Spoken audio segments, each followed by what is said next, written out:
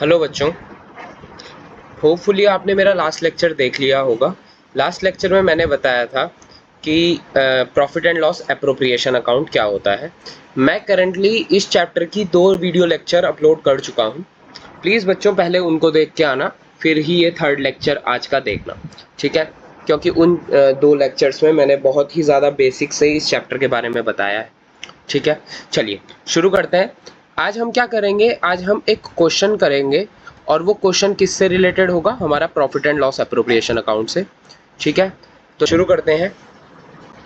जो ये क्वेश्चन की फोटोग्राफ है, मैं क्वेश्चन ये स्क्रीन के साइड में अपलोड कर दूंगा, आप वहां से देखते रहिएगा, ठीक है? तो शुरू करते हैं। क्या कहता है क्वेश्चन, शुरू करता हूं मैं।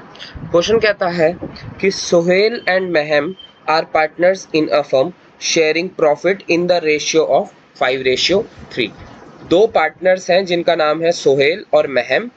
सोहेल और महम का जो प्रॉफिट शेयरिंग रेशियो है वो क्या है, 5:3।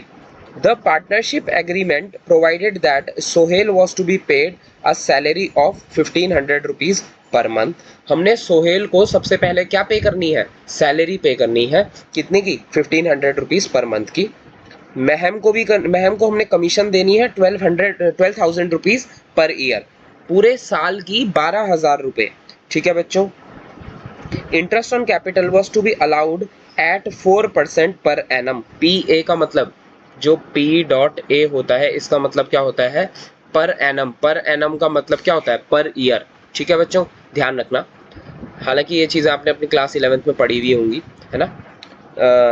चलिए, interest on capital was to be allowed 4% per annum and interest on drawing was to be charged at 5% per annum, ठीक है? इंटरेस्ट ऑन ड्राइंग 5% की लगेगी और इंटरेस्ट ऑन कैपिटल 4% का, ठीक है? Interest on Sohail drawings was 1800 and 1200 rupees. अच्छा बच्चों देखिए, क्वेश्चन आपको किस तरीके से कंफ्यूज करेगा। यहाँ पे जो इंटरेस्ट ऑन ड्राइंग्स आपको दे रखी है ना, ये इंटरेस्ट ऑन ड्राइंग्स के साथ साथ आपको इंटरेस्ट ऑन ड्राइंग की अमाउंट भी दे रखी है, आपको रेट भी दे रखा है। रेट कितना है, 5%, ठीक है? 5% जो लगेगा वो ड्राइंग्स पे लगेगा, याद आ, समझ रहे हो बच्चों? जो आपको इंटरेस्ट ऑन ड्राइंग्स की अमाउंट इस क्वेश्चन में दे रखी है वो डायरेक्टली पोस्ट होंगी। आप गलती मत करना कि 1200 रुपए का 5% निकाल दिया और 1800 रुपए का भी 5% निकाल दिया, ठीक है? ऐसी गलती बिल्कुल भी मत करना। अच्छा, कैपिटल्स दे रखी है उनकी 1,40,000 और 1,00,000 रुपीज, ठीक है? यहाँ पे जो कैपिटल दे रखी है वो दोनों पार्टनर्स की दे रखी है, यहाँ पे इंटरेस्ट ऑन कैपिटल नहीं दे रखा है, कैपिटल दे रखी है, तो कैपिटल पे इंटरेस्ट लगेगा, समझ रहे हो बच्चों? ना कि इंटरेस्ट ऑन कैपिटल पे इंटरेस्ट लगेगा, क्योंकि उसका तो अमाउंट ऑलरेडी आपको निकाल रखी है ना, आपने सीधे उसको क्या करना है, डायरेक्टली पोस्ट करना है, ठीक है? प्रॉफिट दे रखा है उस साल का 75,000, ठीक है? हमको क्या बोला गया है, prepare PNL appropriation account of the firm. हमको बोला गया है कि profit and loss appropriation account बनाना है। मैंने जब लास्ट दिन ये वाला टॉपिक करवाया था, प्रॉफिट एंड लॉस एप्रोप्रिएशन वाला, उस दिन मैंने फॉर्मेट के बारे में पूरी जानकारी दी थी। मैंने क्या बताया था, जितने भी नेट प्रॉफिट आपको क्वेश्चन में गिवन होते हैं वो किस साइड आते हैं, क्रेडिट साइड। तो लिख देता हूं मैं नेट प्रॉफिट 75,000। कोई भी डाउट बच्चों? उसके अलावा टू इंटरेस्ट ऑन कैपिटल, ठीक है बच्चों? इंटरेस्ट ऑन कैपिटल आएगा, इंटरेस्ट ऑन कैपिटल आएगा, है ना? इंटरेस्ट ऑन कैपिटल किन किन का आएगा, दो पार्टनर्स का, सोहेल का और महम का। लिख देता हूं मैं, सोहेल और महम। अगर मेरी प्रोनाउंसिएशन थोड़ी सी भी गलत है तो बच्चों मैनेज कर लेना, ठीक है? चलिए, इंटरेस्ट ऑन कैपिटल कितना लगेगा, 1,40,000 पे 4% और 1,00,000 पे भी 4%। तो लिख देते हैं 1,40,000 का 4%, जो कि होता है 5,600, ठीक है? और 1,00,000 का 4,000 यानी कि 1,00,000 का 4% यानी कि 4,000, ठीक है? टोटल करके बाहर 9,600, ठीक है बच्चों? यहाँ तक कोई भी डाउट? इसके बाद हमको बोला जा रहा है कि किसी एक पार्टनर को, शायद से सोहेल है उसका नाम, हाँ जी, सोहेल को आपने सैलरी देनी है 1,500 रुपीज पूरे महीने की, एक महीने की। आप जो अकाउंट्स कर रहे हैं वो कर रहे हैं पूरे साल की, यानी कि यहाँ पे आएगा टू सैलरी टू सोहेल आपने सैलरी देनी है किसी एक पार्टनर को, तो किसी एक पार्टनर को जब कभी भी आपने सैलरी देनी होती है तो मैंने उसका भी तरीका आपको बताया था। कैसे आएगा ये? 1500 रुपीज़ इंटू 12। ठीक है बच्चों, 1500 इंटू 12 क्यों करा? क्योंकि 1500 जो है वो एक महीने की है, तो पूरे साल की चाहिए ना हमको, तो पूरे साल की तो इंटू 12 करके आएगी, यानी कि 18,000 रुपीज़ पर ईयर। ठीक है बच्चों, उसके बाद क्या बोल रहा था? महम को आपने कमीशन देनी है। ठीक है, महम को आपने कमीशन देनी है। एक सेकंड में क्वेश्चन खोल लेता हूँ दोबारा से। महम को आपने कमीशन देनी है कितने की? 12,000 रुपीज़ पर ईयर। देखिए इसके ब्रैकेट, इसके आगे लिखा है पर ईयर, तो यहाँ पे हम इसको पूरे साल की ही मानेंगे। यहाँ पे मैंने पूरे साल की निकाली, सोहेल के केस में मैंने पूरे ईयर की कैलकुलेट करी।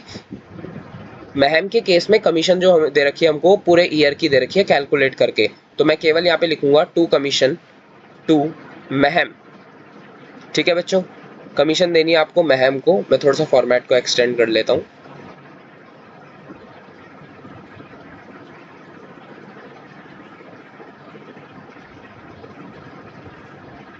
जी, कमीशन जो देनी है आपको मैम को वो पूरे साल की देनी है। कितनी देनी है? 18,000 रुपीज़, 12,000 रुपीज़, सॉरी 12,000 रुपीज़। ठीक है बच्चों, उसके अलावा नेक्स्ट पॉइंट पे क्या बोला गया है? नेक्स्ट पॉइंट पे बोला गया है कि हमको इंटरेस्ट ऑन सोहेल ड्राइंग, आपको यहाँ पे इंटरेस्ट ऑन सोहेल ड्राइंग निकाल के दे रखा है। कंफ्यूज मत होना बच्चों इस तरीके के क्वेश्चंस में। ठीक है, कंफ्यूज बिल्कुल भी मत होना। यहाँ पे आपको इंटरेस्ट ऑन ड्राइंग्स निकाल के दे रखा है। ठीक है, तो आपको केवल उसको पोस्ट करना है। ठीक है, बाय इंटरेस्ट ऑन ड्राइंग्स।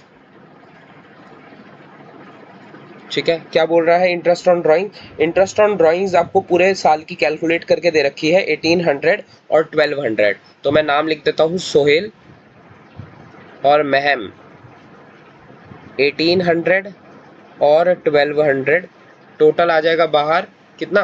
3000। ठीक है बच्चों, यहाँ तक कोई भी डाउट? इसके बाद हम क्या करेंगे? अच्छा, क्वेश्चन में कहीं पे भी ये नहीं बोला गया है, क्वेश्चन में कहीं पे भी ये नहीं बोला गया है कि आपने रिजर्व बनाना है। तो जब आपको रिजर्व नहीं बनाना होता या फिर उससे रिलेटेड कोई भी बात नहीं बोली गई होती, तो मैं क्या करूँगा? सीधा के सीधा उसको पॉइंट को इग्नोर कर दूंगा। उसके अलावा मैं क्या करूँगा? अपना टोटल करूँगा और नेट प्रॉफिट या फिर नेट लॉस निकालूंगा, जो भी आ रहा होगा मेरे केस में। ठीक है बच्चों, और उसको पार्टनर्स के बीच डिस्ट्रीब्यूट करूंगा। बच्चों कृपया करके क्वेश्चन को स्किप करके बिल्कुल भी मत देखना, अदरवाइज समझ नहीं आएगा बिल्कुल भी। ठीक है, तो मैं क्या करूंगा? बड़ी साइड का टोटल देखूंगा, जिधर कभी बड़ा टोटल आ रहा होगा वो बड़ा टोटल मैं यहाँ पे लिख दूंगा। मेरे हिसाब से जो टोटल आ रहा है, एक सेकंड मैं ऊपर करके आपको दिखा भी देता हूँ।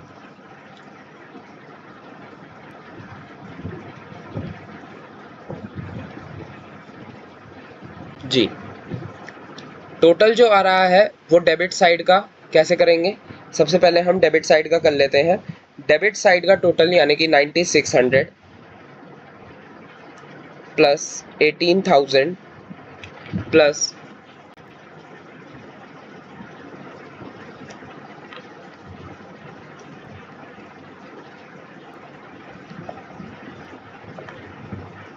12,000। डेबिट साइड का टोटल जो आ रहा है वो कितना आ रहा है? ये आ रहा है 39,600। क्रेडिट साइड का टोटल कितना आ रहा है देखें तो ज़रा? 75,000 प्लस 3,000 यानी कि 78,000। क्रेडिट साइड का टोटल आ रहा है 78,000, डेबिट साइड का टोटल आ रहा है 39,600। क्रेडिट साइड का टोटल यानी कि बड़ा हुआ, तो जो टोटल बड़ा होता है हम क्या करते हैं? उसको दोनों तरफ लिख देते हैं, दोनों कॉलम में लिख देते हैं। हाँ जी बच्चों, जो हमारा टोटल आ रहा था डेबिट साइड का और क्रेडिट साइड का, क्रेडिट साइड का टोटल हमारे केस में बड़ा आ रहा था और डेबिट साइड का टोटल हमारे केस में छोटा आ रहा था। कितना आया था हमारे केस में? 39,600। और ये डेबिट साइड का टोटल आया था हमारा, और क्रेडिट साइड का टोटल आया था 78,000। ये 78,000 जो है ये बड़ा है, तो हम क्या करते हैं? बड़े टोटल को दोनों तरफ लिख देते हैं और छोटे टोटल से माइनस कर देते हैं। जब आप छोटे टोटल में से बड़े टोटल को माइनस करेंगे तो जो अमाउंट आएगी वो आएगी 38,400। ठीक है बच्चों, इस 8 को मैं थोड़ा सा सही से बना देता हूँ।